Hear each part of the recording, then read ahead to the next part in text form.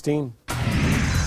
Just in, the Cape Coral man accused of savagely killing his own father has just been found guilty of second-degree murder. The jury reaching that verdict this evening after more than 3 hours of deliberations. Investigators say Matthew Marshall, who represented himself during this trial, dismembered his own father, Rick Marshall, and then hid his body parts near his condo in the Cape earlier this year. 4 in Your Corner's Malcolm Johnson recapping today's developments in court before the verdict was reached.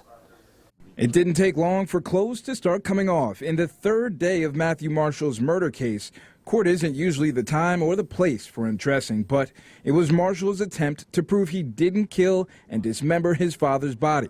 Representing himself, Marshall called his brother Jordan to the stand, asking him a series of questions, including when Jordan began taking legal steps to remove him from their father's will. After you were charged with the murder.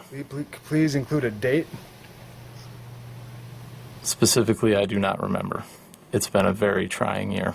And it was a trying time for Marshall as he fumbled through questions to his brother on their father's life insurance policy. The life insurance is separate from the estate. This covers the estate of $48,000. Okay. Your Honor, I move to publish these documents. You want to move? So I just want to show them to the jury. You want to admit them first? Yes, I'd like to admit them first, Your Honor. Marshall also struggled when trying to admit pieces of evidence that the prosecution called speculative, and the judge just wouldn't allow. Your objection's noted. 4 is not admitted.